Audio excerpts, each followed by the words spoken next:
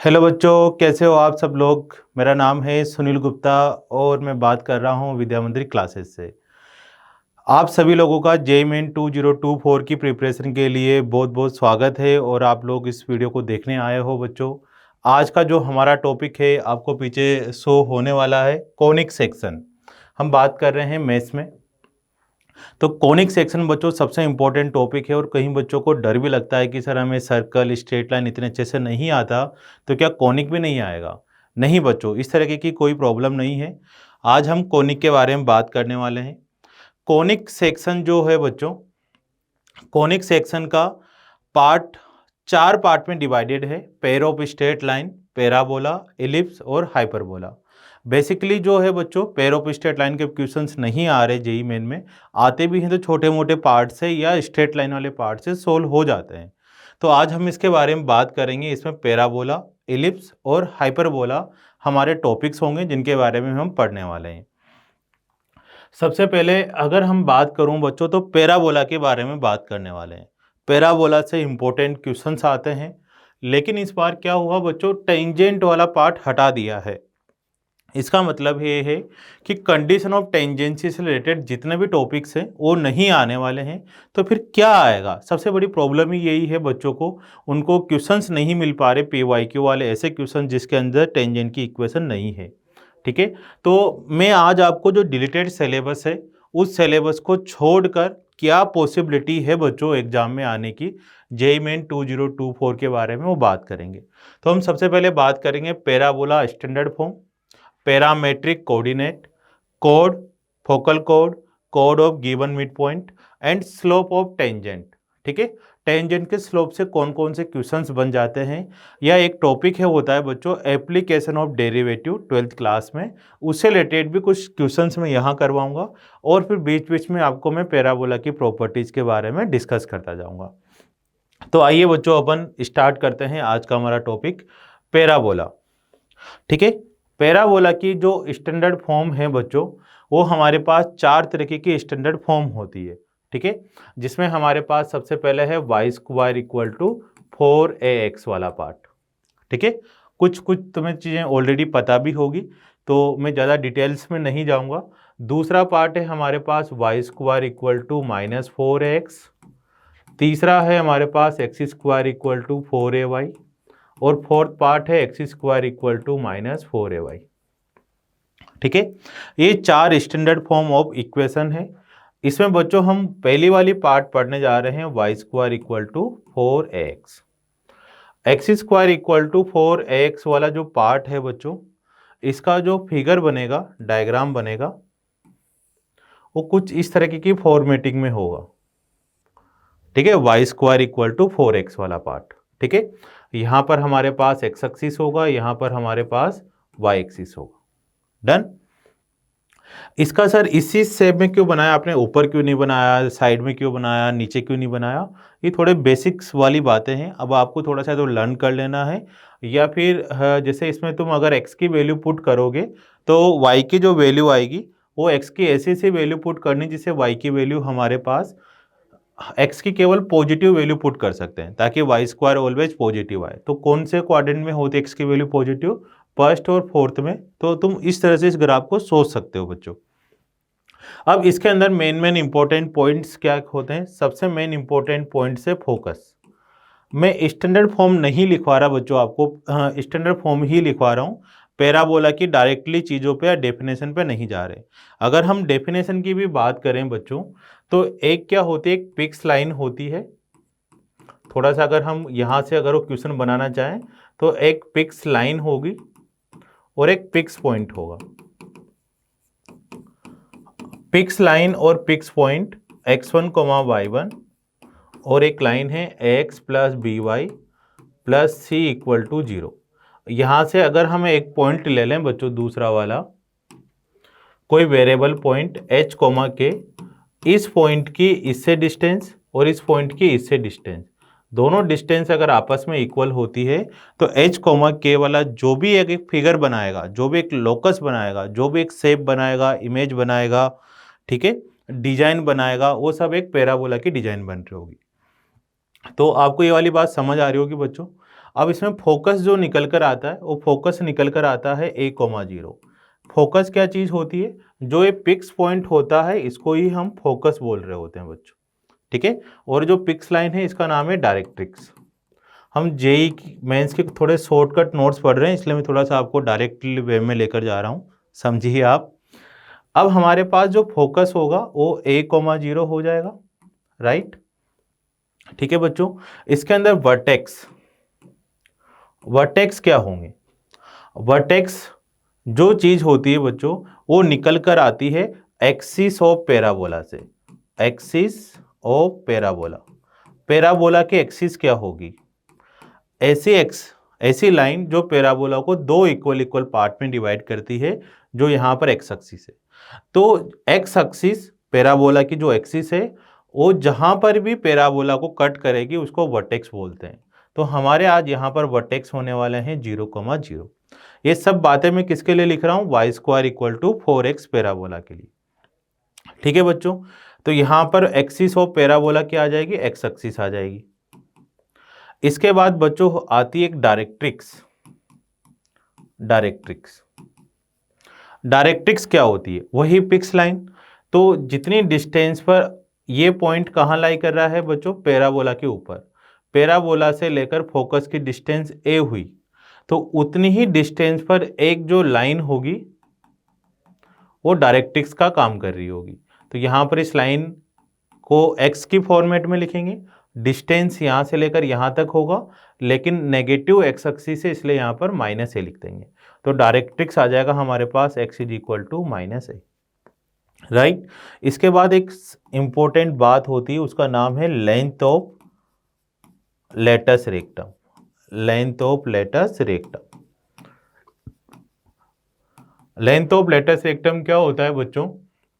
जो ये डिस्टेंस होती है उसको 4 टाइम्स होता है, वर्टेक्स और फोकस के बीच की डिस्टेंस का 4 times. Length of latus rectum बोलते किसको है? जो एक्सिस के ऑफ पैराबोला के परपेंडिकुलर हो। एक्सिस ऑफ पैराबोला के परपेंडिकुलर हो। परपेंडिकुलर तो बहुत सारी लाइनें होगी, लेकिन जो फोकस से पास हो रही होगी उस वाली लाइन को हम क्या बोलेंगे? एक लेंथ ऑफ लेटस रेक्टम। और बाकी सभी लाइनों को हम लोग डबल ऑर्डिनेट बोल रहे होंगे। इसका क्वेश्चन आता भी नहीं है तो ज़्यादा टेंशन लेने की ज़रूरत नहीं है। आप लोग तो लेंथ ऑफ लेटस रेक्टम पे ध्यान दोगे तो आ रहा होगा 4 है। तो ये कुछ कुछ इंपॉर्टेंट पॉइंट है बच्चों जो आप लोगों को सभी के लिए याद रखने हैं। लेकिन अब इसमें क्वेश्चन कहाँ से बनते हैं, क्या चीज़ें होती है बच्चों, इस बात का तुम्हें ध्यान देना है कि एक तो जो वर्टेक्स होता है, मैं यहाँ फिर से बना देता हूँ, इस पर ध्यान दो तुम लोग। एक्स एक्सिस वाई एक्सिस हो गया,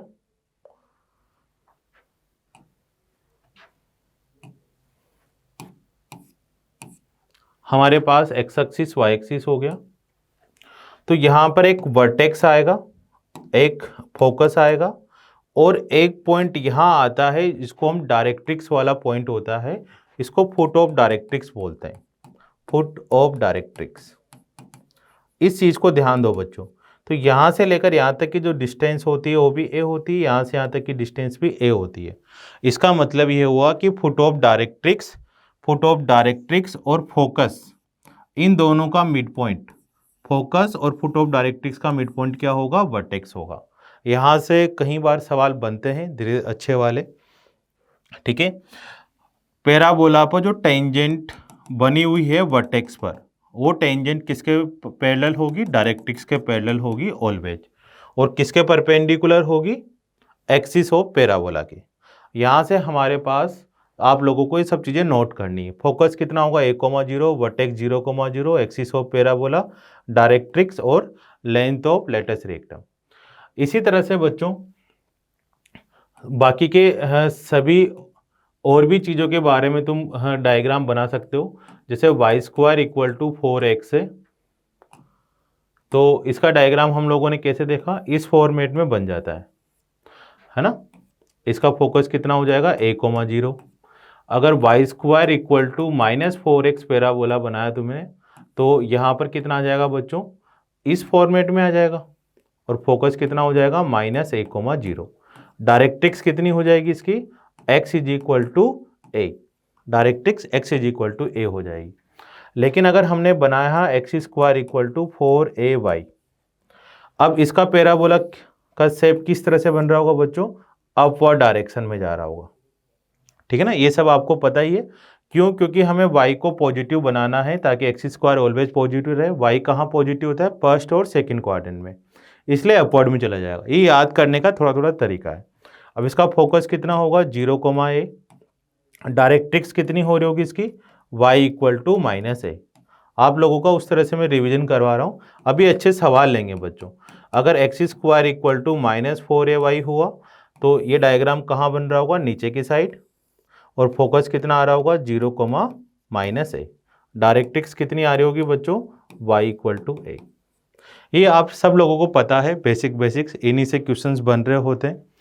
इसमें लेंथ ऑफ लेटस रेक्टम क्या होगा, 4 है, क्योंकि लेंथ आ रही है बच्चों। तो लेंथ का आपको ध्यान देना है कि कोएफिशिएंट नेगेटिव आ रहा हो फिर भी लेंथ पॉजिटिव निकाल के देनी है। एक एग्जांपल ले लेते हैं, x square equal to 8y है।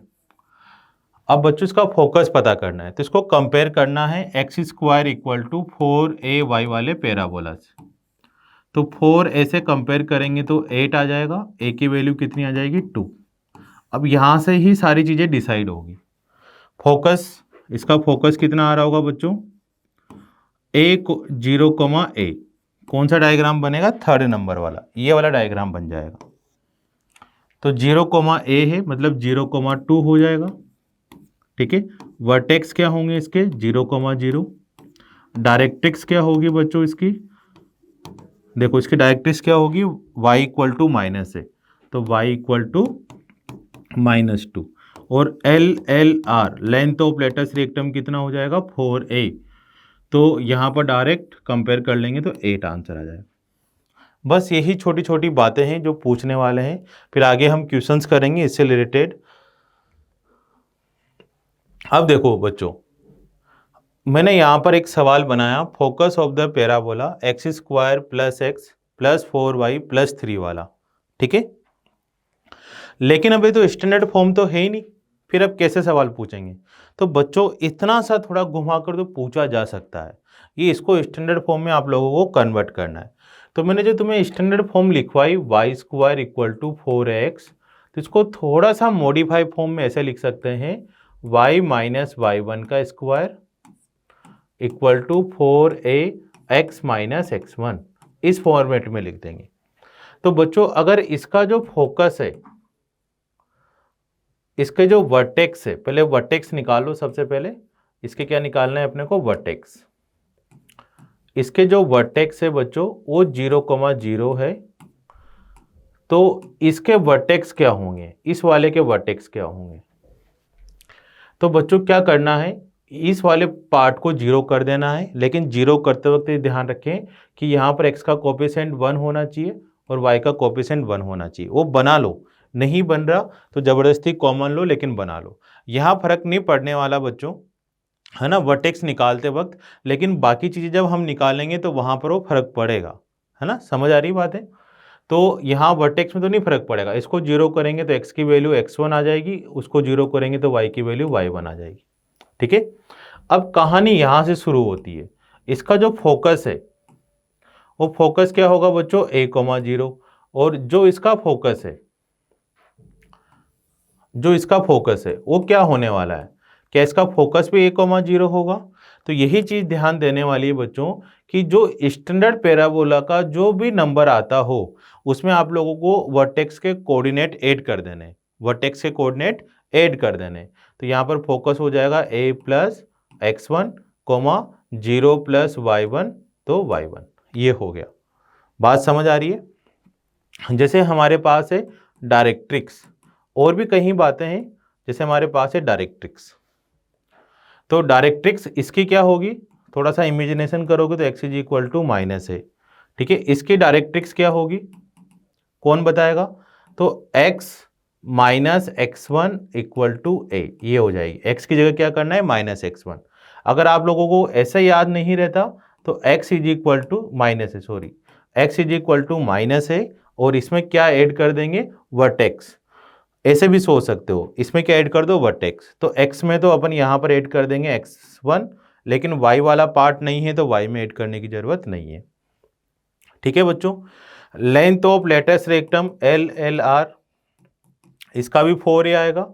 LLR इसका भी क्या आएगा, 4a आएगा, क्योंकि दोनों में x नहीं आ रहा। जहां x और y आ रहा हो वहीं आपको x1 y1 ऐड करना है। अब इसी थ्योरी को देखकर बच्चों आप लोगों को एक क्वेश्चन सोल्व करना है।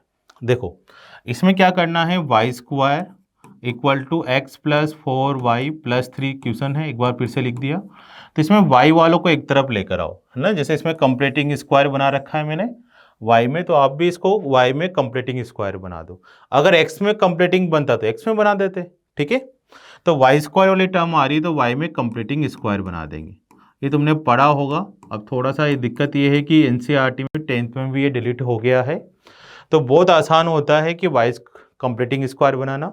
वाई स्क्वायर का कोफिशिएंट 1 कर दो, जो कि ऑलरेडी 1 है, फिर वाई के कोफिशिएंट का हाफ करके, वाई के कोफिशिएंट का हाफ करके उसका स्क्वायर प्लस और माइनस कर देते हैं, ठीक है।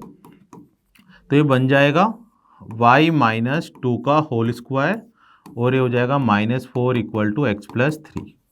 यहाँ से y माइनस 2 का whole square equal to x plus 7, ठीक है। यहाँ तक क्लियर हो रहा है बच्चों। अब हमारे पास यहाँ पर मैं ब्रैकेट लगा सकता हूँ क्योंकि x का कोई कोफिशिएंट नहीं आ रहा, तो a की जो वैल्यू निकल कर आएगी ये यहाँ पर 1 कर देंगे। अब स्टैंडर्ड फॉर्मेट इससे कंपेयर कर दो, y माइनस y1 का whole square equal to 4a x minus x1, ठीक है बच्चों। तो मेरी बात मानते हुए सबसे पहले आप लोग इसमें से वर्टेक्स निकालो कंपेयर करके। तो वर्टेक्स निकालेंगे तो कितना आएगा, -7,2, ये वर्टेक्स आ जाएगा। x प्लस 7 को 0 कर दो तो -7, y माइनस 2 को 0 कर दो तो 2। लेकिन वर्टेक्स नहीं पूछा, इन्होंने क्या पूछा हमसे, फोकस। तो चलो फोकस की तरफ चलते हैं। फोकस क्या होगा बच्चों, यहाँ आपको दिखाई दे रहा होगा ये फोकस। फोकस क्या होता है, normally y square equal to 4x का a,0 होता है। क्या होता है, a,0। लेकिन हमने क्या वादा किया था कि जो भी फोकस होगा उसमें क्या ऐड कर देंगे, वर्टेक्स। तो इसमें वर्टेक्स ऐड कर दो, प्लस x1 प्लस y1। तो फोकस कितना हो जाएगा हमारे पास, a plus x1 coma y1, ठीक है। अब हमारे पास -7, a की वैल्यू -7, a की वैल्यू नहीं निकाली अभी अपन ने, a की वैल्यू फाइंड आउट करना है, ठीक है। -7,2 तो किसकी वैल्यू था बच्चों, x1 y1 की वैल्यू है। ये किसकी वैल्यू फाइंड आउट करी अपन ने, x1 y1 वर्टेक्स की वैल्यू। a कितना होगा, तो 4a इक्वल टू 1 है, तो a इक्वल टू कितना आ जाएगा बच्चों, यहाँ पे लिख देते हैं a इक्वल टू 1/4। क्लियर हो रहा है, 4a इक्वल टू 1। अब उस वाले फॉर्मेट में वैल्यू पुट कर दो, a की वैल्यू 1/4 प्लस x1 का मतलब हो गया -7, 0 प्लस y1 का मतलब हो गया 0 प्लस 2। अब देख लो इसमें से कौन सा आंसर आएगा, 2 वाला। सी और डी में से कोई ना कोई एक आंसर हो रहा होगा। कौन सा आंसर आया, -27/4, 2 वाला, ठीक है बच्चों। तो ऐसे थोड़े थोड़े क्वेश्चन आ जाता है, मैं थ्योरी भी करवा रहा हूँ साथ के साथ, और आप लोगों को क्वेश्चंस भी सोल्व कर रहे हैं। पैरामेट्रिक कोऑर्डिनेट, ये इतना बड़ा इंपॉर्टेंट टॉपिक नहीं है, लेकिन फिर भी मैंने इसलिए इसको बड़ा करवा दिया क्योंकि बच्चों थोड़ा टेंजेंट वाला पोर्शन हट गया है। तो टेंजेंट अगर हट गया है तो उसके साथ साथ कुछ ना कुछ वो लोग ऐड करेंगे अब अलग से। तो मैं चाहता हूँ कि जो जो टॉपिक है उसको थोड़ा डिटेल में पढ़ें। तो मेरे को ये वाला टॉपिक थोड़ा ज़्यादा इंपॉर्टेंट लगा क्योंकि इसका वो यूज करेंगे, कैसे यूज करेंगे वो देखते हैं बच्चों। जैसे इसमें अगर Y square equal to 4x है तो इसके पैरामेट्रिक कोऑर्डिनेट होंगे 80 स्क्वायर कोमा 280, ठीक है। अगर y माइनस y1 का होल स्क्वायर है equal to 4ax minus x1, तो इसका वर्टेक्स कितना बताया था बच्चों मैंने, x1 y1। तो इस पैरामेट्रिक कोऑर्डिनेट में ऐड कर दो 80 square plus x1, 280 plus y1, ये होगा इसके पैरामेट्रिक कोऑर्डिनेट। इसी तरह से बच्चों सबके अलग अलग पैरामेट्रिक कोऑर्डिनेट होते जाएंगे। Y square equal to -4x के पैरामेट्रिक कोऑर्डिनेट क्या होंगे, -80 स्क्वायर कोमा -280, ठीक है। X square equal to 4ay के, x square equal to 4ay के कोऑर्डिनेट होंगे 280 80 स्क्वायर। वही अगर इसमें थोड़ा चेंज हुआ तो आप वर्टेक्स ऐड कर देना। X square equal to -4ay के होंगे -280 -80 स्क्वायर। इसमें पुट करोगे तो सेटिस्फाई हो जाएंगे। कैसे आते हैं बच्चों, अभी उतना डिटेल में नहीं जाकर अपन इसके थोड़े कोऑर्डिनेट याद रख लो। माइनस आता है तो माइनस लगा दो, प्लस आता है तो प्लस वाले लगा दो। तो इन दोनों के याद कर लो, एक ये कर लो, एक ऊपर वाला कर लो, बाकी तुम सब सेटिंग जमा दोगे, है ना, मेरे को पता है तुम्हारी कर लोगे तुम। अब बच्चों वैसे तो कोड बहुत इंपॉर्टेंट टॉपिक है ना, लेकिन इसके क्वेश्चन पहले टाइम पे थोड़े से कम आते थे क्योंकि टेंजेंट का ही इतना बड़ा पोर्शन होता था कि सब कुछ टेंजेंट कवर कर लेते थे। तो अभी मैं पैरामेट्रिक कोऑर्डिनेट का यूज करते हुए वो सवाल लेकर आऊँगा, ठीक है। अब हम इनके सवाल करते हैं। तो हम सबसे पहले कोड के बारे में बात कर लेते हैं, ठीक है, पैरामेट्रिक का यूज करते हुए। तो कोड क्या होती है बच्चों, Y square equal to 4x के लिए हम कोड पढ़ना स्टार्ट करते हैं। हमारे पास क्या है कि अगर Y square equal to 4x एक पैराबोला है, इस पर एक कोऑर्डिनेट है हमारे पास, उसके कोऑर्डिनेट लिख लेते हैं हम लोग a_t1 स्क्वायर 2a_t1, एक पॉइंट ले लेते हैं, ठीक है ना, उसको a पॉइंट बोल दिया, और एक b पॉइंट ले लेते हैं a_t स्क्वायर, दूसरा पॉइंट तो ये ले लेंगे यार, है ना, t1 t2 कर देंगे, दोनों को मिला देंगे, ठीक है। और यहां कहीं ना कहीं a,0 फोकस लिख दो, जरूरी नहीं कोड फोकस से पास हो रही हो। तो इसमें बच्चों तुम्हें कोड की इक्वेशन याद करने की जरूरत नहीं है, बस आप इसमें ना कोड का स्लोप याद कर लो। स्लोप ऑफ कोड याद करने का मतलब है उसको फाइंड आउट करके एक बार लिख लो ताकि तुम्हारे माइंड में रहे। तो 2 पॉइंट गिवन है तो स्लोप कैसे निकालेंगे, y2 - y1 upon x2 - x, निकाल कर भी देख लो, बहुत आसान है। 2a_t2 - 2a_t1 divided by a_t2 square minus a_t1 square. इसको सोल्व करेंगे बच्चों तो ट्वाइस ऑफ t1 + t2 आ जाएगा, ठीक है। प्यारे प्यारे बच्चों, स्लोप ऑफ कोड आपको याद हो गया, बस इसका इतना सा ही यूज है ना, ज़्यादा यूज अभी करेंगे अपन। दूसरा जो इसका पार्ट है बच्चों, वो पार्ट पढ़ने जा रहे हैं अपन फोकल कोड, कि अगर एक कोड फोकल कोड रही होती, क्या रही होती, फोकल कोड रही होती, तो इसको कैसे हम लेकर आते हैं, ठीक है। तो फोकल कोड के अंदर क्या होगा बच्चों कि ये कोड कहाँ से पास हो रही होगी, फोकस से पास हो रही होगी, a,0 से पास हो रही होगी। तो क्या चेंजेज आ जाएंगे, ज़्यादा बड़े चेंजेज नहीं आने वाले, जैसे 81 स्क्वायर 281 है, और ये है 82 स्क्वायर 282, ठीक है बच्चों। तो इन दोनों पॉइंटों से अगर मेरे पास स्लोप तो निकल ही जाएगा 2/t1 + t2, और इन दोनों पॉइंटों से हमारे पास क्या निकल के आ जाएगा, कोड की इक्वेशन।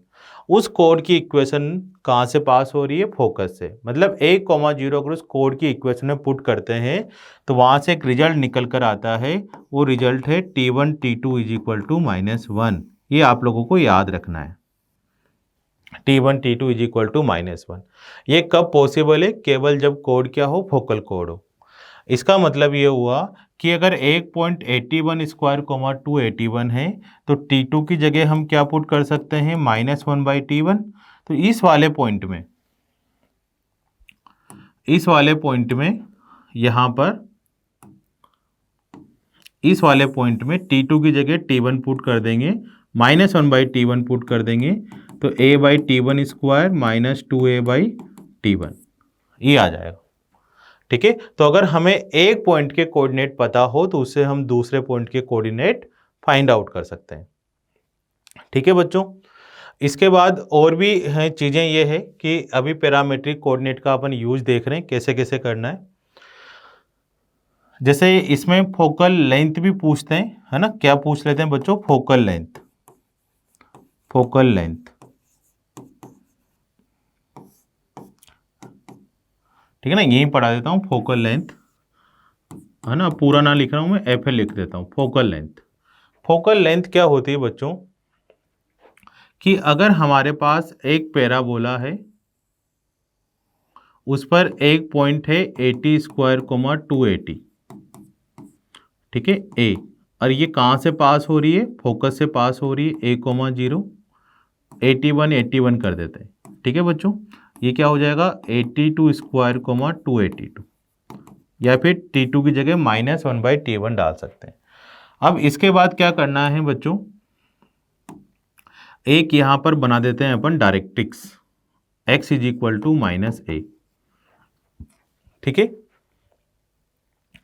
अब मेरे को क्या करना है, इस a और s का मतलब फोकस लिख लो, f लिख लो, कोई दिक्कत नहीं, इस a से लेकर s तक की लेंथ पता करनी। ठीक है, a से लेकर s तक की लेंथ जो भी होगी बच्चों, वो क्या होगी, इस a वाले पॉइंट से इस डायरेक्ट्रिक्स की लेंथ के इक्वल होगी। यही मेन डेफिनेशन पढ़ी थी अपन ने कि इस वाले पॉइंट की डिस्टेंस डायरेक्ट्रिक्स से उतनी होगी जितनी डिस्टेंस फोकस से होने वाली है। ये दोनों डिस्टेंस आपस में इक्वल इक्वल होगी। अब बच्चों कैसे निकालें, तो देखो यार, यहाँ से लेकर यहाँ तक की डिस्टेंस तो a होने वाली थी, जैसा अपन ने लिखा x is equal to -a, मतलब डिस्टेंस तो a होगी, और यहाँ से लेकर यहाँ तक की जो डिस्टेंस होगी वो x कोऑर्डिनेट हो रही होगी 81 स्क्वायर। समझ आ रहा है, ये डिस्टेंस किसको रिप्रेजेंट कर रहा होगा, x कोऑर्डिनेट को। इसका मतलब है टोटल डिस्टेंस हो जाएगी a प्लस 81 स्क्वायर, तो ये डिस्टेंस भी कितनी होगी, a प्लस 81 स्क्वायर। ये आपको क्लियर दिखाई दे रहा होगा, a प्लस 81 स्क्वायर। तो अगर आपको फोकल लेंथ याद रखना हो बच्चों, तो ये होगा a प्लस 81 स्क्वायर। ठीक है, इसी तरह से अगर ये डिस्टेंस निकालेंगे हम लोग यहाँ से लेकर यहाँ तक का, तो ये डिस्टेंस आ रहा होगा a plus 82 square. Same he point है, T1 T2 चेंज हो गया है। तो आप बच्चों इसको नोट कर लो, फिर मैं आपको यहाँ पर कुछ और चीज़ लिखवा देता हूँ। हम लास्ट वाला पॉइंट पढ़ने जा रहे हैं, code of given mid point. Code of given mid point का मतलब है कि अगर हमारे पास कोई पैराबोला है बच्चों, और उसमें हमें मिड पॉइंट पता है x1, y1, किसी भी पैराबोला का, तो उसका जो कोड की इक्वेशन है, इक्वेशन ऑफ कोड, वो होगा t equal to S1, t equal to S1। ठीक है, t इक्वल टू S1 हमारे पास कोड की इक्वेशन आ गई। t क्या चीज है, S1 क्या चीज है, इसको ध्यान से समझ लेते हैं। अगर y square equal to 4ax है बच्चों, तो इसमें पॉइंट पुट कर दो, उसको S1 बोलते हैं। इसके अंदर पॉइंट पुट करना, x1 y1 की जगह ये मिड पॉइंट पता करना, इसमें मिड पॉइंट होना चाहिए, तब जाकर ये फॉर्मूला लगा सकते हैं, -4ax1। t का क्या मीनिंग है बच्चों, t का ये मीनिंग होता है कि x स्क्वायर को तुम क्या लिख सकते हो, xx1, y स्क्वायर को y1, x को क्या लिख सकते हो, x प्लस x1/2, आपको क्लास में बताया होगा। y को लिख सकते हैं y प्लस y1/2। ये टेंजेंट निकालने का प्रोसेस होता है, xy equal to x1y plus x1y plus xy1/2। Tangent भी निकलती है इससे, कोड ऑफ कॉन्टेक्ट भी निकलता है, कहीं ना कहीं पोलर को रिप्रेजेंट करने का तरीका होता है। तो t इक्वल टू S1 का मतलब ये हुआ कि अगर हमें पैराबोला के लिए लिखना है, तो इसके लिए लिख लेंगे t y1, इसको उठा के इधर लेकर आएंगे, -4a x प्लस x1/2, 2 से 2 कैंसिल कर देंगे, इक्वल टू S1 की क्या वैल्यू पुट कर देंगे, y1 स्क्वायर -4x1। ये जो भी बचा हुआ है ये हमारा आ जाएगा कोड ऑफ मिड पॉइंट। अब बच्चों इन्हीं पे कुछ सवाल करते हुए चलते हैं अपन। t is the parameter of end of focal code of the parabola, length पता करनी है। देखो कितना आसान सवाल है, जो हमने थ्योरी पढ़ी है उसी से रिलेटेड सवाल बनाया। ये कह रहा है कि एक पैराबोला है y square equal to 4x, और एक पॉइंट है 8t स्क्वायर 280, पूरा नहीं बोलेगा, वो केवल टी ही बोलेगा, उसका मतलब हमें समझ जाना है। अगर वो T1 बोलता तो यहाँ 81 स्क्वायर कोमा 281 कर देते। ठीक है, one end of focal code, एक एंड इस फोकल कोड का ये है, मतलब ये फोकस से पास हो रही है, तो बी देने की जरूरत भी नहीं थी क्योंकि हमें पता था कि दोनों में आपस में क्या रिलेशन होता है, T1 T2 -1। तो ये वाला पॉइंट हो जाएगा, देखो वहाँ लिखा था a t² - 2a/t, मैंने वहाँ T1 लिखा था क्योंकि यहाँ T1 आ रहा था, अब T आ रहा तो T लिख देंगे। ये हमारे पास हो गया।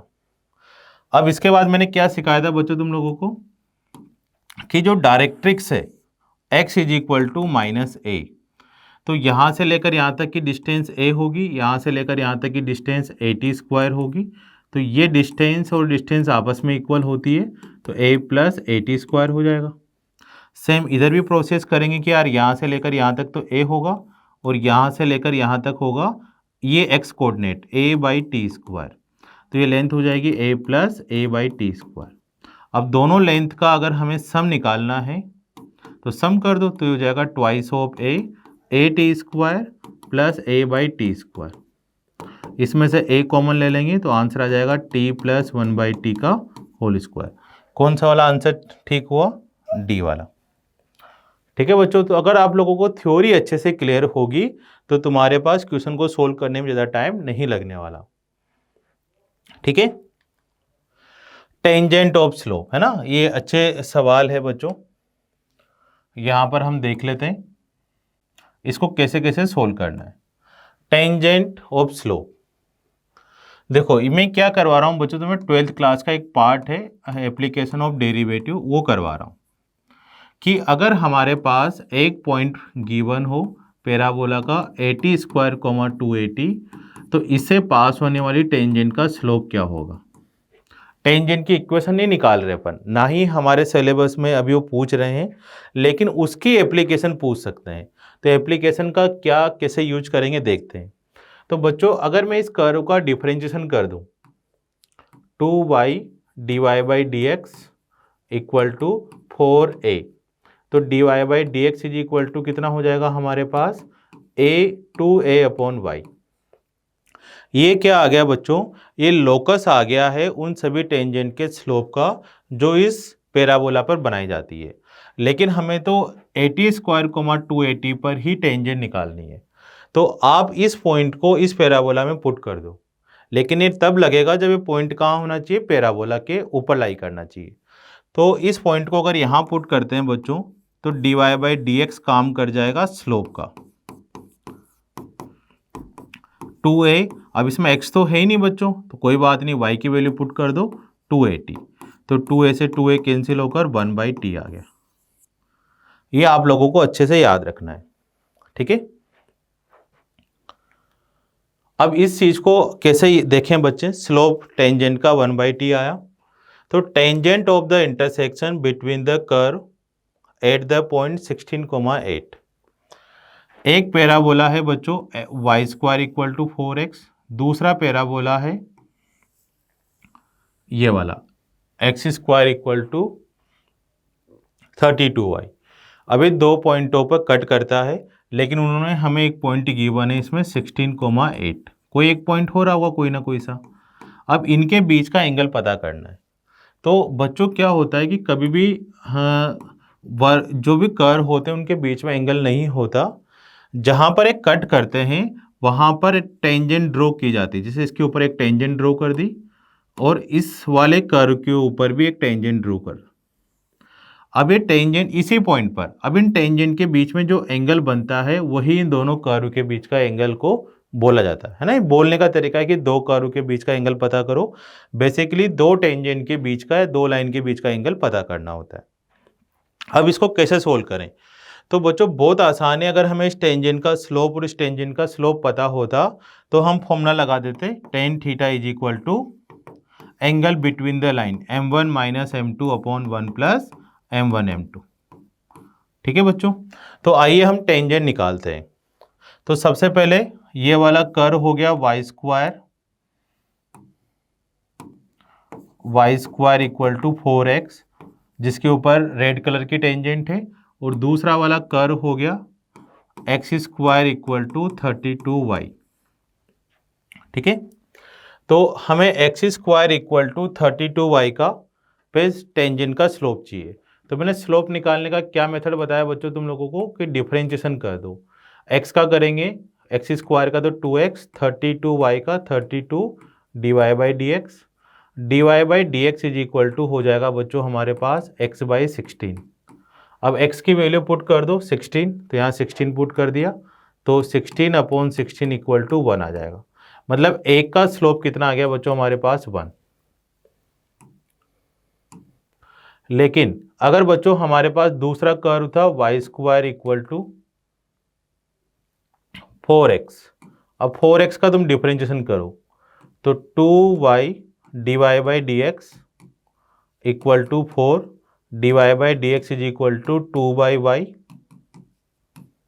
ठीक है, और y की वैल्यू हम क्या पुट कर देंगे 16,8 मतलब 8 पुट कर देंगे तो 1/4 आ जाएगा। y की वैल्यू 8 पुट कर दी, तो दूसरा स्लोप हमारे पास आ गया 1/4। क्लियर हुआ बच्चों? अब इन दोनों स्लोप को कहाँ पुट करना है फॉर्मूले में, तो फॉर्मूले में पुट कर दो tan theta is equal to m1 minus m2। ठीक है, m1 माइनस m2 यहाँ पुट करेंगे तो m1 की वैल्यू 1 ले लो, m2 की वैल्यू 1/4 ले लो, तो 1 प्लस 1/4 आ जाओ बच्चों। सोल्व करने पर tan थीटा कितना आया बच्चों 3/5। ठीक है, थीटा इक्वल टू कितना आ जाएगा tan इनवर्स 3/5। कौन सा वाला आंसर आया ए वाला। तो ऐसे सवाल बच्चों पेपर में आने की पॉसिबिलिटी है अब, है ना। एकदम से पता नहीं लगा पाते बच्चे, तो सोचेंगे अच्छा टेंजेंट निकालनी है, स्लोप निकालना है, जबकि डिफरेंशिएशन करके आंसर फाइंड आउट करना था। एक और क्वेश्चन बनाया बच्चों मैंने तुम लोगों के लिए, shortest distance between the line and curve. Line और कर्व के बीच की शॉर्टेस्ट डिस्टेंस पता करनी है आप लोगों को। तो हमारे पास Y square equal to X एक पैराबोला है ना, जो कि हम इस तरह से बना देंगे, और y minus x equal to 1 है ना। x को 0 करेंगे तो y 1 आएगा, और y को 0 करेंगे तो x की वैल्यू -1 आएगी, मतलब कहीं दूर जा रही होगी लाइन। कट नहीं करे हो, कट करेंगे तो डिस्टेंस क्या आ रही होगी दोनों के बीच की 0 आ रही होगी।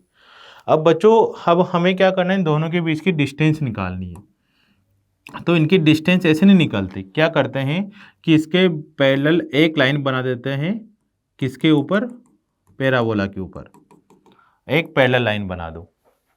ठीक है,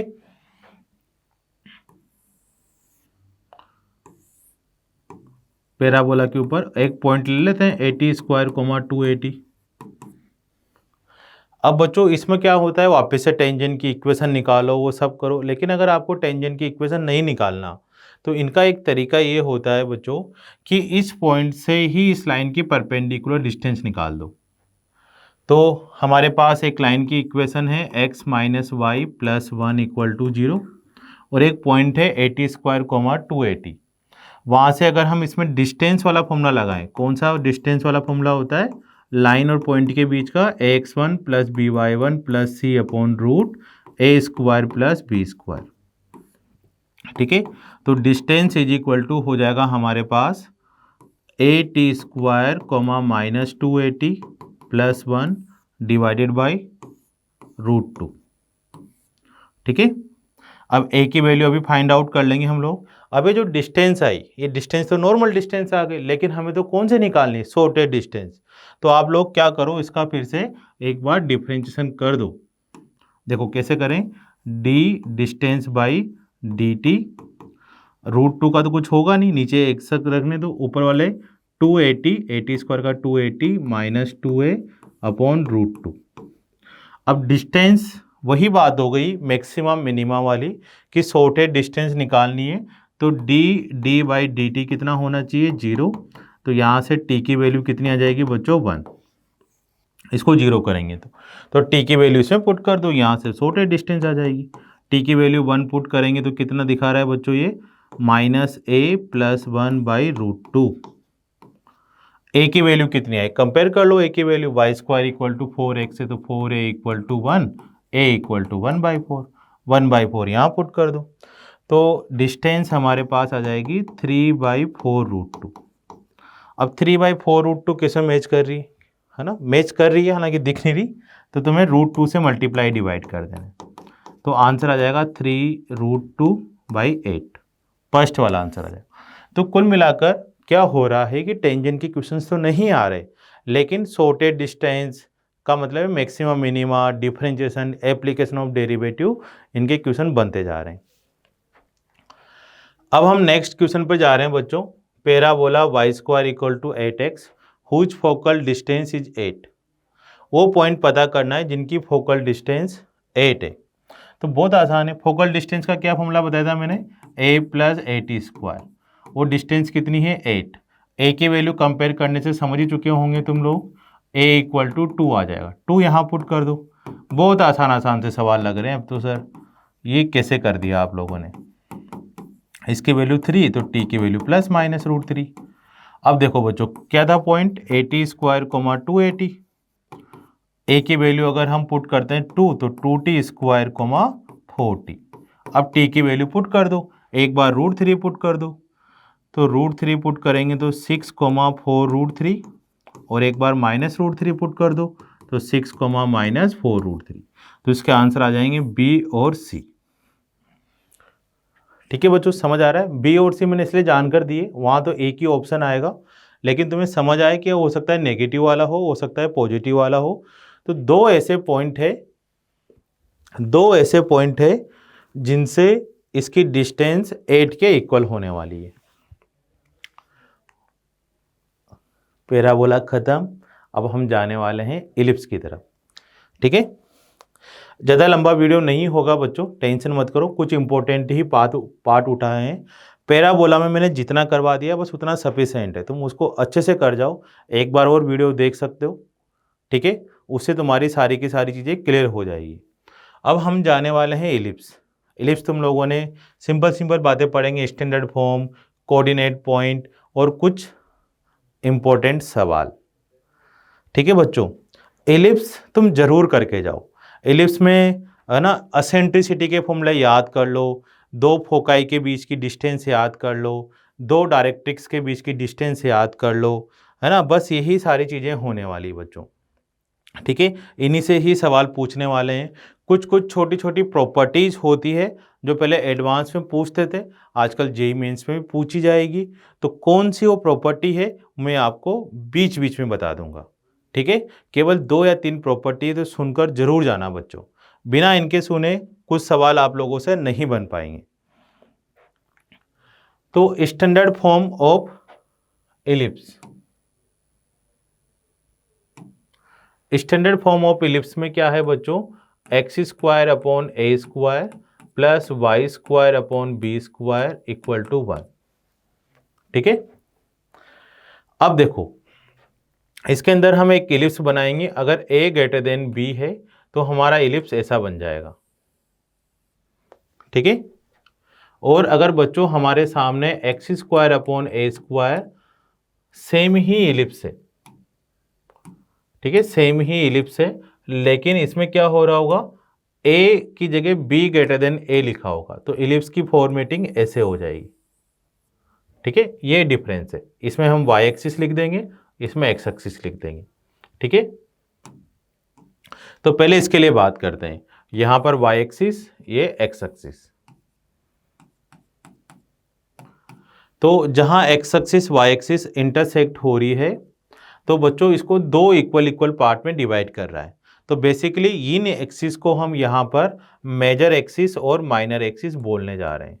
major axis and minor axis बोल रहे हैं। ठीक है, हमेशा मेजर और minor x axis y axis नहीं हो सकती, वो इस स्टैंडर्ड इक्वेशन में होगी। ठीक है, जो कि स्टैंडर्ड फॉर्म है हमारे लिए। ठीक है, मेजर एक्सिस का मतलब जिसकी डिस्टेंस ज़्यादा होगी, माइनर का मतलब जिसकी डिस्टेंस कम होगी। तो यहाँ पर अगर हम बात करें length of major axis, length of major axis, sir direct length बता रहे हो, तो देखो बच्चों डायरेक्ट लेंथ बताने से पहले मैं तुम्हें यहाँ पर लाता हूँ। इसके जो वर्टेक्स होंगे, तो इसमें अगर y को 0 करेंगे तो x की वैल्यू आएगी a,0 और -a,0। अगर हम x को 0 करेंगे तो y की वैल्यू आएगी 0,b और 0,-b। और हमारा सेंटर क्या हो रहा होगा, 0,0। जो बीच में मेजर एक्सिस माइनर एक्सिस जहाँ कट करती है उसको हम सेंटर बोल देते हैं। ठीक है बच्चों, इसके बाद इसमें दो दो फोकाई होगी। एक फोकाई F1 उसको बोलेंगे AE, 0 और दूसरी फोकाई होगी माइनस AE, 0। दो इसके अंदर फोकाई होने वाली।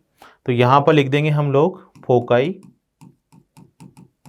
Plus minus AE, 0। अब मेजर एक्सिस की लेंथ कितनी मेजर करोगे बच्चों? यहाँ से लेकर यहाँ तक A है, यहाँ से लेकर यहाँ तक है, तो हम इसको लिख देंगे 2A। और माइनर एक्सिस की लेंथ कितनी हो जाएगी? लेंथ ऑफ माइनर एक्सिस हो जाएगी 2B। ठीक है, ये समझ आ रहा है बच्चों? अब हमारे पास अगर हम बात करें सेंटर कितना बताया बच्चों तुम लोगों ने? 0,0। अभी मैं जो चीजें बोलूंगा उस पर ध्यान देना है। ठीक है, एक डायरेक्ट्रिक्स भी लिख लेते हैं। डायरेक्ट्रिक्स क्या होगी बच्चों? तुम लोगों ने पढ़ा होगा, यहाँ पर एक लाइन बन जाती है ना, उसकी किस फॉर्मेटिंग में होती है वो? x is equal to A/E। ये वाली होने वाली है x is equal to minus A/E। तो डायरेक्ट्रिक्स हो जाएगी यहाँ पर x is equal to plus minus A/E। Right. अब ये तो सर आपने ये सारी चीज़ें बता दी मेरे को, लेकिन इस पर कहाँ ध्यान देना है बच्चों? जो सवाल बनकर आते हैं, ठीक है, वो मैं तुम्हें बताने वाला हूँ। लेकिन उससे पहले एक काम करना है, असेंट्रिसिटी।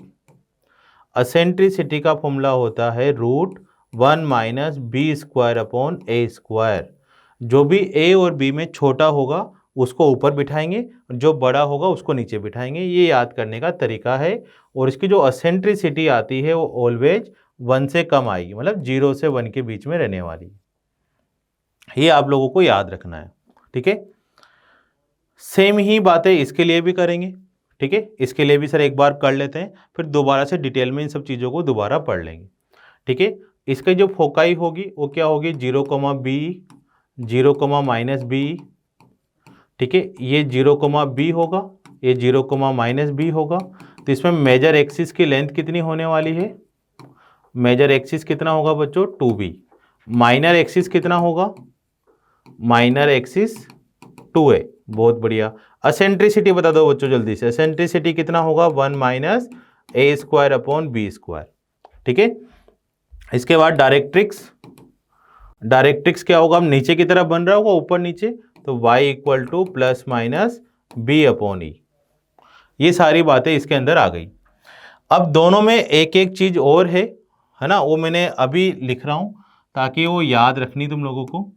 उसका नाम है length of latus rectum. Length of latus rectum. Length of latus rectum. Length of latus rectum कितना होगा? 2B² A। इसके अंदर 2B² A। और इस वाले में LLR क्या होगा? 2A² B। 2A² B। ठीक है, B छोटा है, याद करने का तरीका है कि ऊपर रख लेंगे 2B² A और 2A² B। ये हमारा पूरी इसकी समराइज हुई। अब इसमें सवाल कहाँ से बनते हैं, क्वेश्चन कैसे बनेंगे, उनके बारे में अपन बात करते हैं। देखो बच्चों, हमारे पास एक इलिप्स है। ठीक है, इसके अंदर क्या है? दो फोकाई है, F1 और F2। ठीक है, x² upon A² plus y² upon B² equal to 1। अब बच्चों अगर तुम इसमें कोई भी एक पॉइंट ले लो, कोई भी एक पॉइंट ले लो, मान लो मैंने A पॉइंट लिया इलिप्स के ऊपर कोई भी, तो इसकी इससे डिस्टेंस और इससे इसकी डिस्टेंस का सम AF1 प्लस AF2, इन दोनों डिस्टेंस का सम किसके इक्वल होगा? Length of major axis. Length of major axis, जो इस केस में लेंथ ऑफ मेजर एक्सिस कितना होगा? 2A। अगर अपर वाला केस होता, मतलब इसमें A B है, लेकिन अगर B होता तो 2B हो जाता। तो इलिप्स के किसी भी पॉइंट से अगर हम लोग दोनों फोकाई की डिस्टेंस का सम करते हैं तो वो 2A के इक्वल होगा। एक तो डेफिनेशन याद रखनी है।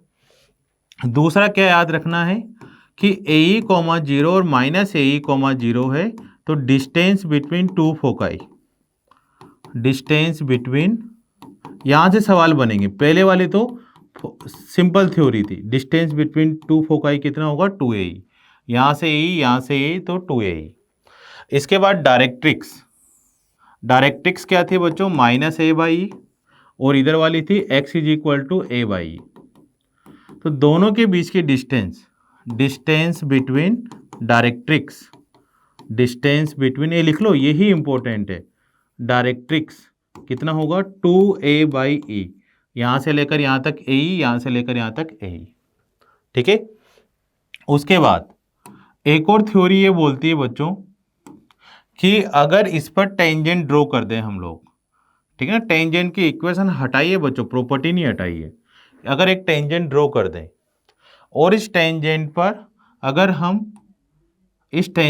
अगर हम परपेंडिकुलर डालें, जैसे यहाँ से लेकर मैंने ये परपेंडिकुलर डाल दिया, F2 इसको बोल देते हैं B2 समझने के लिए, F1 से भी इस पर परपेंडिकुलर डाल दिया, इसको बोल दो B1।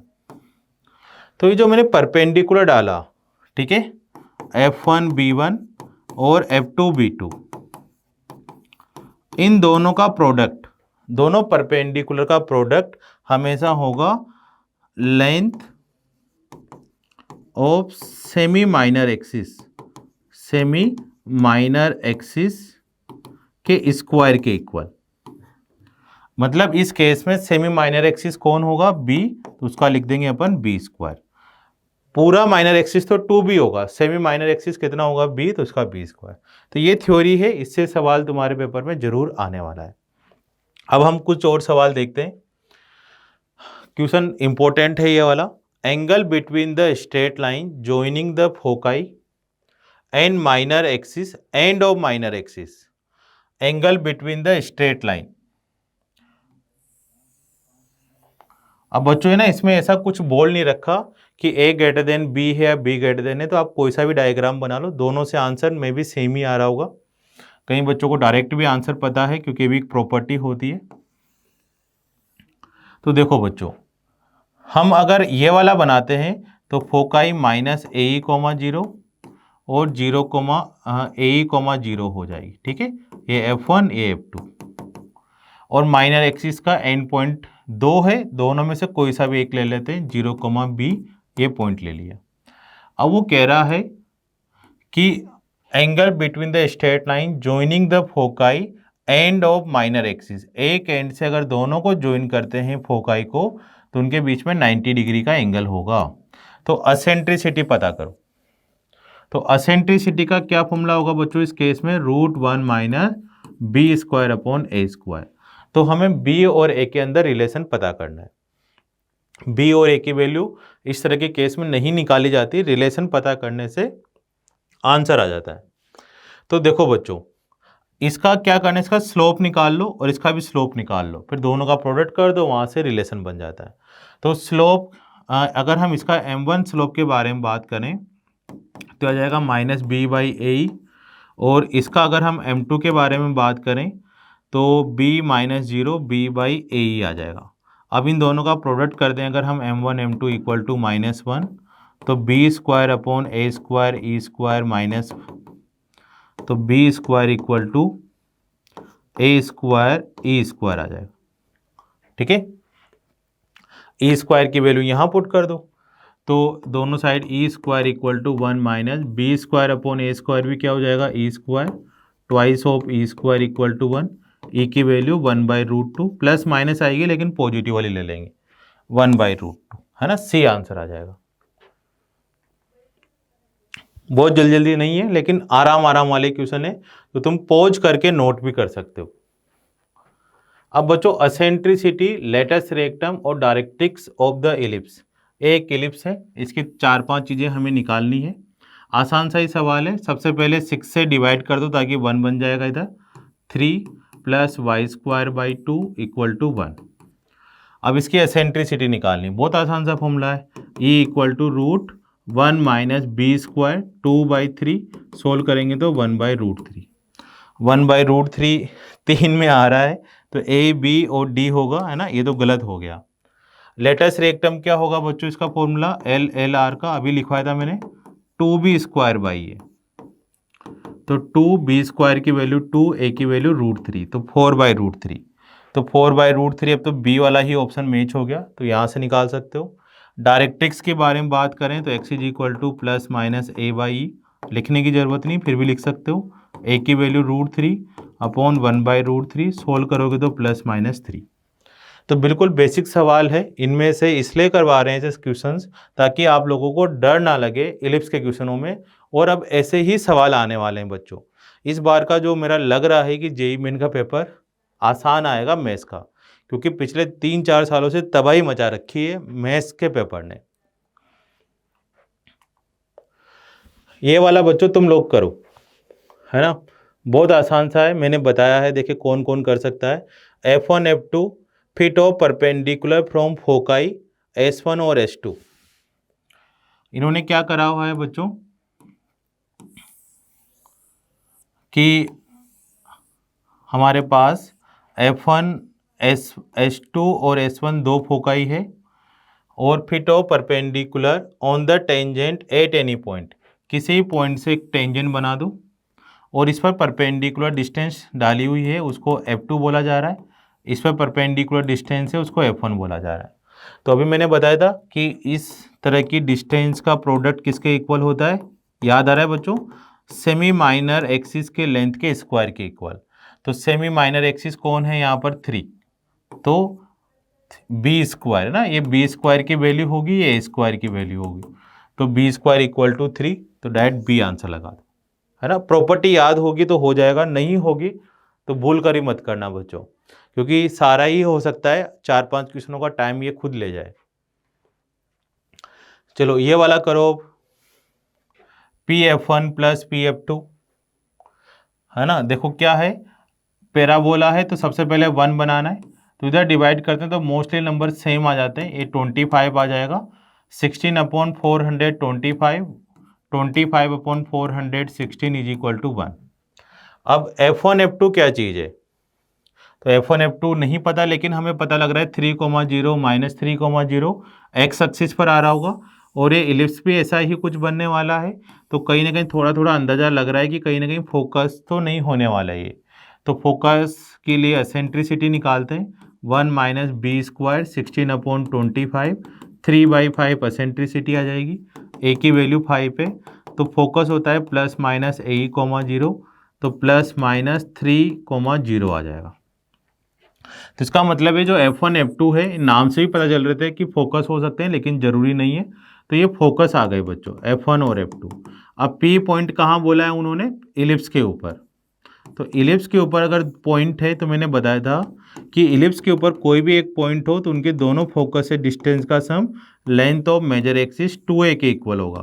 तो a की वैल्यू यहाँ पर 5 है, तो आंसर आ जाएगा 10, सी आंसर। तो ऐसे सवाल आएंगे बच्चों, डेफिनेटली आएंगे, थोड़े से और कुछ ना कुछ बनते जा रहा होगा इसमें। इसके बाद एक है इक्वेशन ऑफ कोड। कोड की इक्वेशन कैसे निकालें, तो मैंने तुम लोगों को कोड की इक्वेशन अभी बताई थी थोड़ी देर पहले कि कोड की इक्वेशन कैसे निकालते हैं। व्हेन बाइसेक्टेड एट 2,1, 2,1 पर बाइसेक्ट करने का मतलब ये हुआ कि मिड पॉइंट गिवन है कोड का। तो अगर बच्चों कोड का मिड पॉइंट गिवन हो तो कौन सा फॉर्मूला लगाते हैं, T = S1, ठीक है। सभी के अंदर लगेगा ये, है ना, सर्कल हो, पैराबोला हो, इलिप्स हो, हाइपरबोला हो, है ना, सभी के अंदर ये वाली टेक्निक लगने वाली है अगर हमारे पास मिड पॉइंट गिवन हो और हमें कोड की इक्वेशन निकालनी हो। ये कोड की इक्वेशन का फॉर्मूला है। तो T क्या होता है बच्चों, x(x1) अभी पढ़ा था अपन ने, 36 + y(y1) upon 9 - 1 equal to S1 का मतलब पॉइंट पुट कर देना, x1² अपॉन 36, y1² अपॉन 9 -1, इससे कैंसिल हो गया।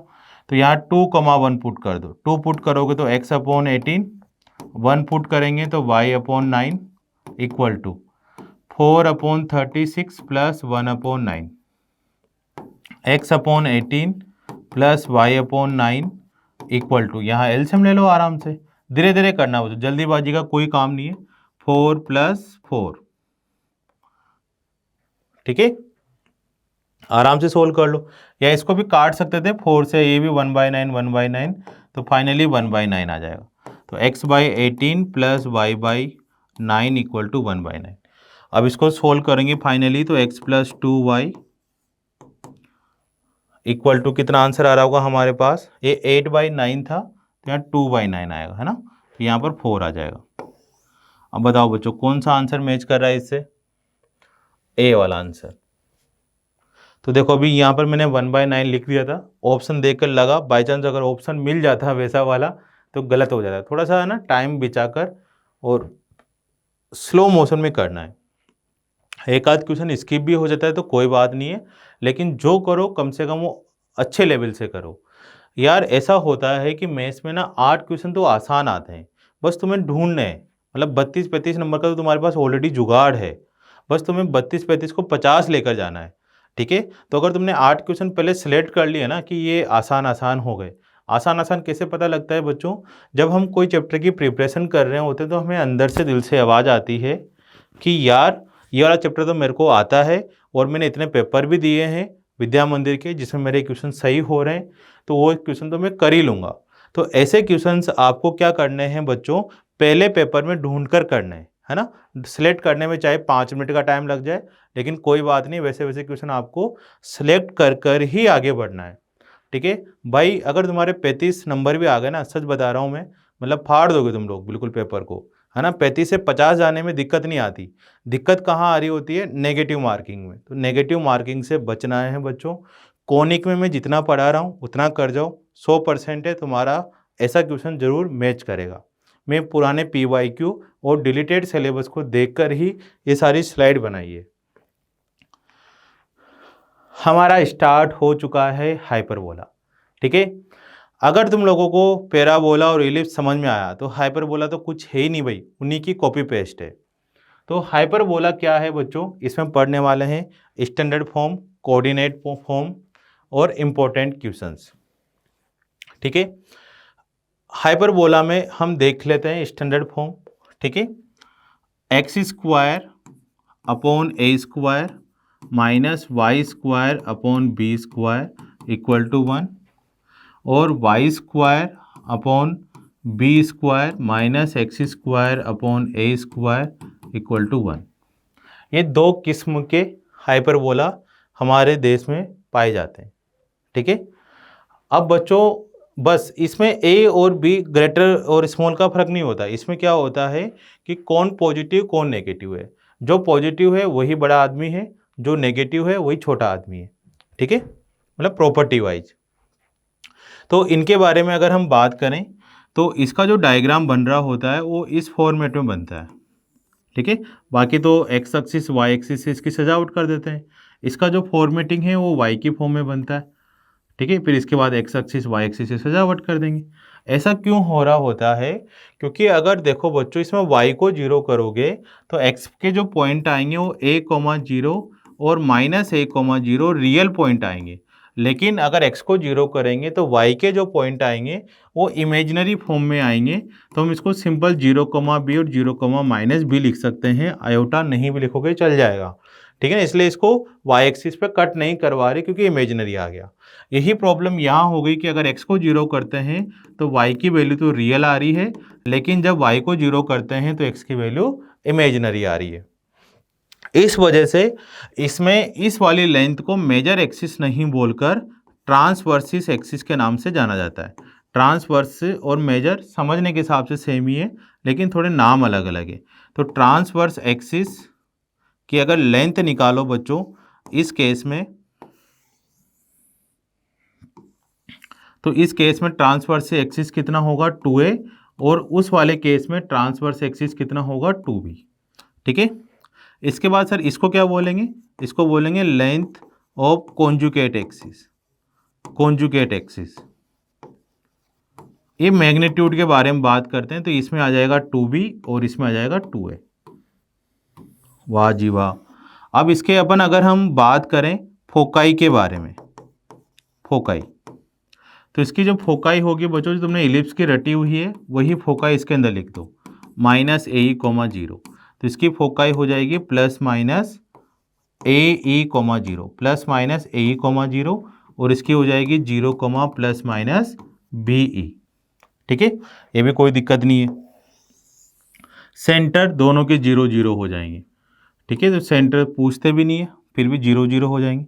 डायरेक्ट्रिक्स अगर हम इसकी डायरेक्ट्रिक्स के बारे में बात करें तो इसकी डायरेक्ट्रिक्स यहाँ बनेगी एक की यहाँ बनेगी, तो वही होती है जो किसकी थी, इलिप्स की थी। x is equal to plus minus A by E और y equal to plus minus B by E. Sir आपने सारी बातें तो लिखा दी, लेकिन आपने एक चीज़ नहीं लिखा है इसमें, वो थी असेंट्रिसिटी। तो बच्चों इसकी असेंट्रिसिटी पहले वाले की जो होगी उस पर ध्यान देते हैं। इसकी असेंट्रिसिटी होगी √1 plus B square upon A square, जो नेगेटिव नंबर है ऊपर आएगा, B square upon A square, और इसकी एसेंट्रिसिटी होगी √1 plus A square upon B square. ये इसकी एसेंट्रिसिटी हो जाएगी। ठीक है, इसको तुम्हें अच्छे से याद करना है। ठीक है बच्चों, यही मामला है। इसमें भी दोनों फोकाई के बीच की डिस्टेंस कितनी होगी, 2a ही। दोनों डायरेक्ट्रिक्स के बीच की डिस्टेंस 2a बाई ई। इसमें दोनों फोकाई के बीच की डिस्टेंस 2be, दोनों डायरेक्ट्रिक्स के बीच की डिस्टेंस 2b बाई ई। तो बच्चों तुम्हें एसेंट्रिसिटी पर थोड़ा सा ज़्यादा ध्यान देना है, क्योंकि इसमें एसेंट्रिसिटी का खेल ज़्यादा है। ठीक है, तो इसी को आगे बढ़ाते हैं अपन। और इसके अलावा इसके अंदर क्या करना है बच्चों, कि इसमें भी एक टेक्निक होती है इलिप्स की तरह ही।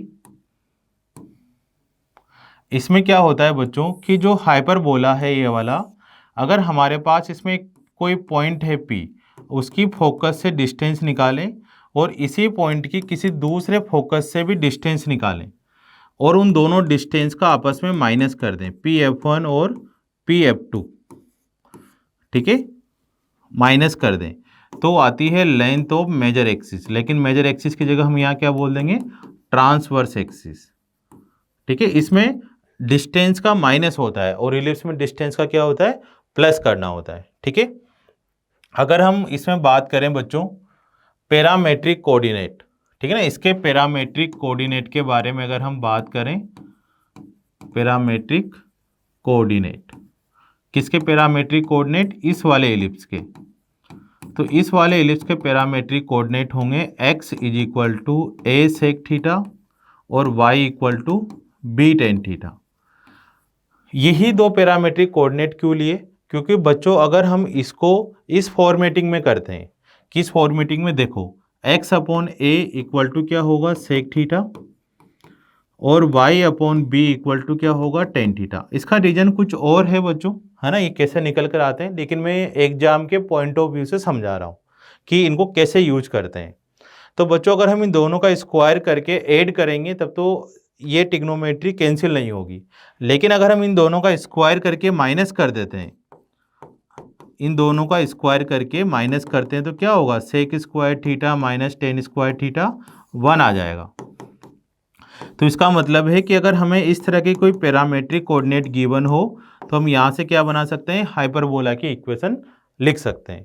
ठीक है ना, पैरामेट्रिक कोऑर्डिनेट ऐसे नहीं स्क्वायर करके -1 आ रहा है, इसमें आ रहा है, लेकिन ये आते किसी और तरीके से हैं, लेकिन इनके एप्लीकेशन यूज इसी तरह से काम आने वाला है। बच्चों हमारे पास है डिस्टेंस बिटवीन, अब क्वेश्चन करना, देखो बच्चों दिमाग लगाना, distance between the directrix of parabola x equal to 8 sec theta और y equal to 10 theta. Directrix के बीच की डिस्टेंस पता करनी है हाइपरबोला की। तो डायरेक्ट्रिक्स के बीच की जो डिस्टेंस होती है बच्चों दो होती है, एक तो होती है 2a बाई ई और एक होती है 2b बाई ई। वो डिपेंड करेगा कि कौन सा वाला हाइपरबोला बनता है। दूसरा एसेंट्रिसिटी का फॉर्मूला होगा √1 plus B square by A square, और इसके लिए क्या होगा 1 plus A square by B square. तो आओ बच्चों पहले अपन क्या करते हैं, बनाने की ट्राई करते हैं कि कैसे करके ये हाइपरबोला बनने वाला है। तो आसान सा काम लग रहा है, x upon 8 equal to sec theta है और y upon 8 equal to tan theta है। दोनों का स्क्वायर करके माइनस कर दो। माइनस क्यों कर रहे हैं, क्योंकि अभी हमने सिखाया था आप लोगों को कि दोनों का माइनस करने से sec square minus tan square theta आएगा, जिसका आंसर 1 हो जाएगा। तो x square minus y square 8 square upon 8 square equal to 1। ठीक है, ये रेक्टेंगुलर हाइपरबोला बन रहा है क्योंकि इसमें a और b की वैल्यू इक्वल है। तो अगर a और b इक्वल आ जाता है तो उसको अपन रेक्टेंगुलर हाइपरबोला बोलने लगते हैं। देखो बच्चों, अभी इसमें पूछा है कि कौन सा वाला फॉर्मूला लगाएं, तो अब तुम्हारी इच्छा हो वो वाला फॉर्मूला इसके अंदर लगा सकते हो, क्योंकि इसमें ए बी और ई सब सेम आने वाला है। इसकी एसेंट्रिसिटी कितनी आएगी, 1 प्लस 8 का स्क्वायर अपॉन 8 का स्क्वायर, मतलब √2 आने वाला है। अब इसमें ए कितना आएगा 8 और बी भी 8 आएगा। तो किसी फॉर्मूले में वैल्यू पुट करके बच्चों इसको सोल्व कर सकते हो। तो डिस्टेंस बिटवीन टू फोकाई में ये वाला फॉर्मूला लगा देता हूँ। तो 2 ए की वैल्यू आ जाएगी 8 अपॉन √2, 16/√2। ठीक है, इसको सोल्व करेंगे अपन। तो यहाँ पर क्या आंसर आ रहा है, 8√2। ठीक है, यहाँ लिखा हुआ है distance between the directrix of the hyperbola. तो यहाँ पर बच्चों हमने देखा कि कैसे कैसे सोल्व करा। सिंपल चलते गए। ए और बी की वैल्यू कितनी आ गई हमारे पास, 8 और यहाँ से √2 हमारे पास इसकी असेंट्रिसिटी आ गई। असेंट्रिसिटी को अगर हम डिवाइड करेंगे तो यहाँ से आंसर निकल कर आएगा। ठीक है, अब हमारा लास्ट का क्वेश्चन है, hyperbola corresponding to charge any charge a which of the following is not change. अगर हमारे पास ये हाइपरबोला हो तो इनमें से कौन सी ऐसी चीज़ है जो चेंज नहीं होने वाली है बच्चों। ठीक है, तो सबसे पहले एसेंट्रिसिटी निकालने का मन कर रहा है, तो एसेंट्रिसिटी निकालते हैं, उससे बाकी चीज़ें भी निकलेगी। तो एसेंट्रिसिटी होगी इसकी 1 plus sine square alpha upon cos square alpha. तो एसेंट्रिसिटी हो जाएगा हमारे पास, सोल्व करेंगे तो 1/कोस एल्फा, एलसीएम लेकर सेक एल्फा। अब एल्फा चेंज होगा तो इसका मतलब है एसेंट्रिसिटी चेंज होगी, तो ये तो कोई आंसर नहीं हुआ। डायरेक्ट्रिक्स क्या होती है बच्चों, A/E। ठीक है, डायरेक्ट्रिक्स क्या होगी अपने पास, A/E है ना, प्लस माइनस A/E कुछ भी लिख सकते हैं अपन। तो A कितना है बच्चों, A है इसमें कोस एल्फा और एसेंट्रिसिटी क्या है हमारे पास, सेक एल्फा। एसेंट्रिसिटी कितनी आ रही है, सेक एल्फा। तो यहां से हो जाएगा कोस स्क्वायर एल्फा, तो एल्फा इसमें भी चेंज होगा। तो ये भी गलत हो गया, ये भी गलत हो गया। जो उठा रहे हैं वही गलत गलत जा रहा है ना, किस्मत साथ नहीं दे रही। अभी देखिए बच्चों, एब्सिसा ऑफ वर्टेक्स, वर्टेक्स क्या होंगे इस वाले पैराबोला के, प्लस माइनस a,0। अब a में तो कोस एल्फा आ ही रहा है, तो कोस एल्फा 0 है, तो ये भी गलत हो गया। वो अब तो क्या बचा, बी वाला। तो यहाँ एब्सिस ऑफ रोक की जगह यहाँ पर ना कुछ और होगा, यहाँ पर ना फोकस होगा, फोकस थोड़ा सा गलत हो गया होगा। तो यहाँ पर आने वाला है हमारे पास प्लस माइनस a,0। तो a की वैल्यू आई cos alpha into sine, e की वैल्यू कितनी थी, ए की वैल्यू निकालो, ए था हमारे पास कोस एल्फा और ये है सेक एल्फा। कोस एल्फा सेक एल्फा कितना हो जाएगा, 1। तो प्लस माइनस 1,0, बस इसी में ही एल्फा नहीं आ रहा, इसलिए हमारा आंसर हो जाएगा बी वाला। मेरे को लगा था कि डायरेक्ट्रिक्स होगी, एसेंट्रिसिटी होगी, लेकिन अगर मैं डायरेक्ट बी वाला करवा देता तुम लोगों को तो तुम्हें पता नहीं चल पाता कि और भी ठीक होंगे या नहीं होंगे। तो बच्चों आज हमने कोनिक के बारे में पढ़ा है ना, बहुत अच्छा लगा। बहुत कम टाइम में हमने इम्पोर्टेंट टॉपिक्स रिवाइज करें। तो आप लोगों को सभी को बहुत बहुत धन्यवाद वीडियो देखने के लिए। ऐसे ही आप कंटिन्यू देख सकते हैं। Thank you so much.